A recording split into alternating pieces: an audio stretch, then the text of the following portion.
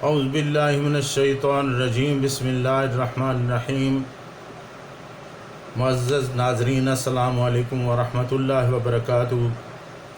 جاذب publications میں خوش آمدید۔ میں محمد سعید جاذب آپ کی خدمت میں حاضر ہوں۔ تعلیم القرآن کا سلسلہ شروع ہے اور الحمدللہ رب العالمین کا بیان ہے۔ اس سے پہلے ہم نے الحمدللہ کے بارے میں جانا، اللہ تعالیٰ کی تعریف حمد کیسے کی جاتی ہے اور اس کے مقاصد کیا ہیں۔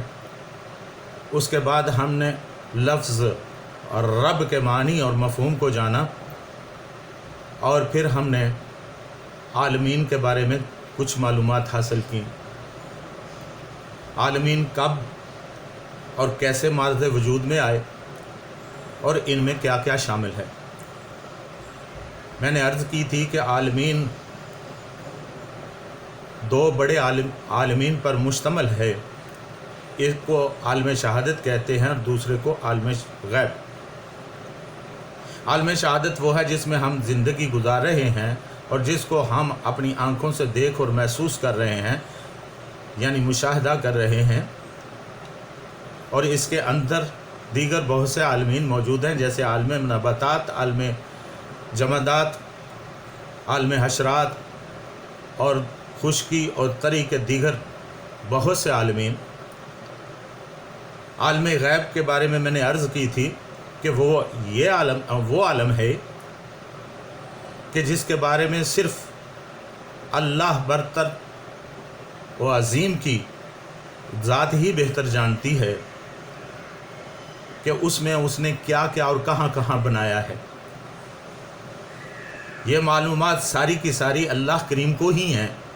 ہاں، ان میں سے جسے وہ چاہتا ہے، جتنی چاہتا ہے اتنی معلومات دے دیتا ہے۔ اور یہ بھی عرض کی تھی کہ 1,24,000 پیغمبروں میں سے درجہ بدرجہ اللہ تعالیٰ نے یہ معلومات ان کو دیں، اور حتیٰ کہ آقا دو عالم صلی اللہ علیہ وسلم کو ان سب سے بڑھ کر معلومات دیں، یعنی جتنا اس نے جب چاہا اتنا تقسیم کر دیا۔ اور جن جن کو یہ معلومات ملی، یعنی جن انبیاء اور رسول کو یہ معلومات ملی، انہوں نے جتنا چاہا اور جب چاہا اپنے حواریوں، اپنے صحابہ کو یہ معلومات عطا کر دیں، اور ان کے ذریعے پھر رفتہ رفتہ یہ معلومات ہم تک پہنچیں۔ اور یہی معلومات ان میں سے کچھ ایسی ہیں جو براہ راست اللہ تعالیٰ نے قرآن مجید میں ہمیں عطا کر دیں۔ قرآن مجید اس کا گواہ ہے۔ اللہ تعالیٰ کا اعلان ہے، پارہ نمبر 4 سورہ آل عمران میں آخری آیات میں اللہ تعالیٰ فرماتا ہے، ان فی خلق السماوات والارض واختلاف اللیل والنہار لآیات لأولی الالباب۔ میری تخلیق میں سے آسمان اور زمین کے اندر نشانیاں ہیں کن لوگوں کے لیے جو فہم فراست ہیں، اور جو صاحب فہم فراست ہیں وہ کون لوگ ہیں؟ اللہ نے ان کا بھی ذکر کر دیا، الذین یذکرون اللہ قیاما وقعودا وعلی جنوبہم ویتفکرون فی خلق السماوات والارض۔ اللہ کریم نے فرمایا کہ جو صاحب فہم و فراست ہیں ان کی دو نشانیاں ہیں۔ ایک نشانی یہ ہے کہ وہ رات دن اٹھتے بیٹھتے، سوتے جاگتے، کروٹ لیتے، ہر طرح سے میرا ذکر کرتے ہیں۔ اور یاد رکھیے، اس ذکر میں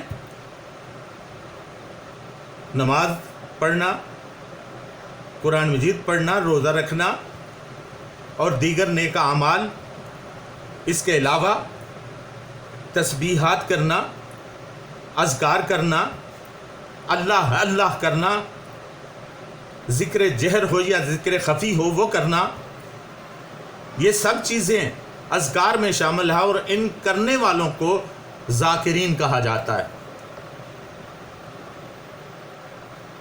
سو اللہ تعالیٰ نے فرمایا کہ یہ ذاکرین میرا ذکر کرنے والے وہ ہیں جو صاحب فہم و فراست ہیں۔ اور دوسری نشانی جو اللہ تعالیٰ نے فرمائی وہ یہ ہے کہ وہ لوگ جو صاحب فہم و فراست ہیں وہ میری تخلیقات کے اندر غور و فکر کرتے ہیں کہ اللہ کریم یہ تو نے زمین کیسے بنائی، آسمان کیسے بنایا، اس میں موجود چاند اور تارے کیسے بنائے، سورج کیسے بنایا، اللہ کریم اتنی بلندی پہ تو نے ان کو کیسے فائز کر دیا۔ یہ ساری چیزوں کے بارے میں غور کرتے ہیں، وہ تفکر کرتے ہیں، سوچ بچار کرتے ہیں۔ سو یہ لوگ بھی فہم و فراست ہیں، صاحب فہم و فراست ہیں۔ اور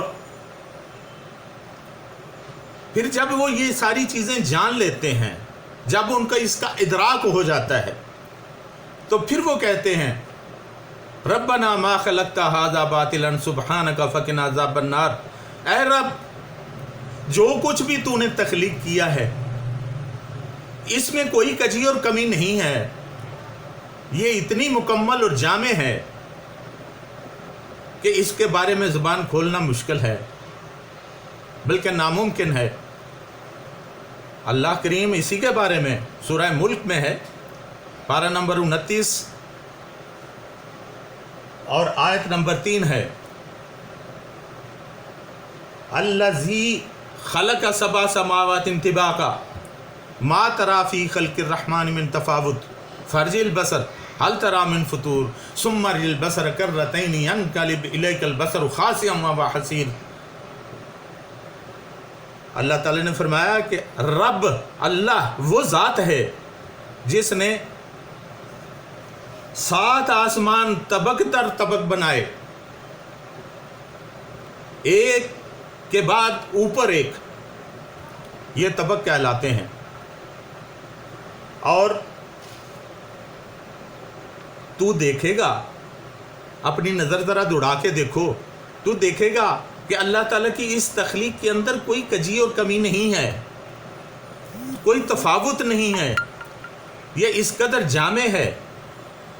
تم نظر دوڑاؤ، دیکھو، محسوس کرو، کوئی کمی نکالنے کی کوشش کرو، نہیں نکال سکو گے، تمہاری نظریں واپس آ جائیں گی۔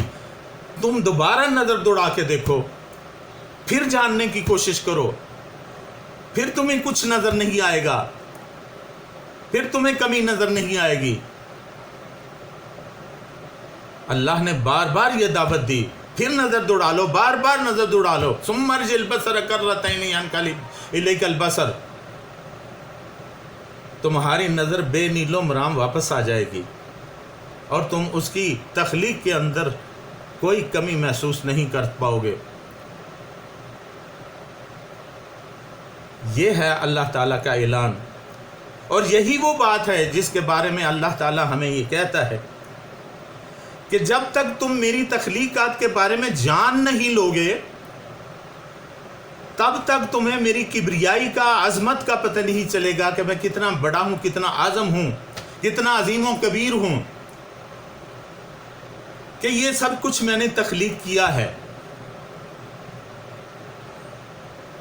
ناظرین، باتیں بہت ہیں۔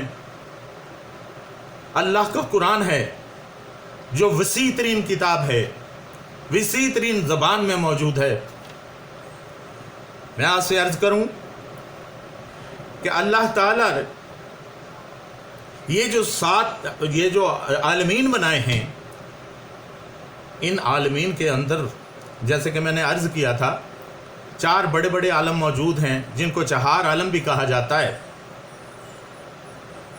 ایک عالم لاہوت ہے، عالم ملکوت ہے، عالم جبروت ہے، عالم ناسوت ہے۔ اگر ہم یہ جاننے لگیں کہ یہ کتنے کتنے بڑے اور عظیم ہیں تو اللہ کی کبریائی کا اندازہ ہوگا۔ عالم لاہوت وہ ہے جس کے اندر عرش و کرسی ہے، اور اللہ تعالیٰ نے اپنے کرسی کے بارے میں فرما دیا وَسِعَ كُرْسِيُّهُ السَّمَاوَاتِ وَالْأَرْضِ، کہ اس کی کرسی اتنی بڑی ہے کہ تمام آسمانوں اور زمین کے حجم کو ملا لیں اس سے بھی بڑی ہے، جس پر اللہ تعالیٰ خود براجمان ہے، اور یہ 70,000 پردوں کے اندر پوشیدہ ہے۔ پھر اس کے بعد ذرا میں مختصر عرض کروں گا کیونکہ وقت تھوڑا ہے۔ عالم ملکوت ہے جس کے اندر فرشتوں کی آماج گاہیں ہیں، اور فرشتوں کے قد اتنے بڑے ہیں جس کا ہم اندازہ بھی نہیں کر سکتے۔ صرف میں آپ کو بتا دوں حضرت جبریل امین کا قد، نبی کریم صلی اللہ علیہ وسلم نے فرمایا اے جبریل ذرا مجھے اپنا جسم و جثہ تو دکھا دو۔ جبریل امین نے اپنے پر پھیلائے، صرف 2 پر پھیلائے، اور ان سے مشرق و مغرب اور شمال و جنوب ڈھک گئے۔ اور احادیث میں کہیں پہ 300 پروں کا ذکر ہے، کہیں پہ 600 پروں کا ذکر ہے۔ 300 ہوں یا 600 ہوں، صرف 2 پروں سے اگر زمین کے تمام طول و عرض ڈھک جاتے ہیں تو باقی 600 پروں کی یا 300 پروں کی حالت کیا ہوگی؟ اس قدر عظیم الجثہ ہیں جبریل امین، اور ان سے بھی بڑے عظیم الجثہ ہیں حضرت اسرافیل علیہ السلام، جن کے منہ کے سامنے ناقوس پڑا ہوا ہے، جب حکم ہوگا وہ بجا دیں گے، اور ان کا قد چھٹے آسمان سے لے کر عرش کے سامنے تک ہے۔ اللہ تعالیٰ کے بالکل سامنے عرش کے بالکل سامنے ان کا سر ہے۔ اللہ تعالیٰ نے جو بھی وحی نازل کرنا ہوتی ہے حضرت اسرافیل علیہ السلام کے ماتھے پہ لکھ دی جاتی ہے، وہاں سے وہ کنورٹ ہو کر حضرت جبریل امین تک پہنچتی ہے، یا پھر متعلقہ ملائکہ تک پہنچتی ہے، یعنی حضرت میکائیل علیہ السلام، حضرت اسرائیل علیہ السلام، ان تک ان کے متعلقہ احکام پہنچتے ہیں، اور وہ ان پر عمل درآمد ہو جاتے ہیں، اور اس صورت سے وہ اثر انداز ہوتے ہیں۔ اس طرح وہ عمل کرتے ہیں۔ وَالنَّازِعَاتِ غَرْقًا وَالنَّاشِطَاتِ نَشْطًا وَالسَّابِحَاتِ سَبْحًا فَالْمُذَكِّرَاتِ ذِكْرًا وَالنَّازِعَاتِ نَزْعًا وَالنَّاشِطَاتِ نَشْطًا وَالسَّابِحَاتِ سَبْحًا فَالْمُدَبِّرَاتِ أَمْرًا۔ یہ اللہ تعالیٰ کا نے فرمایا کہ وہ جو ہی میرا حکم ملتا ہے وہ بھاگ پڑتے ہیں، غوطہ لگاتے ہیں، اور میں نے جو کچھ ان کو کہا ہوتا ہے وہ عمل کر کے واپس بھی آ جاتے ہیں۔ یہ چند معلومات آج کے لیے اتنا ہی، آئندہ اسی سلسلے کو آگے بڑھائیں گے، اور انشاءاللہ یہ عالمین کے بارے میں مزید گفتگو کروں گا۔ فی الوقت اجازت چاہوں گا۔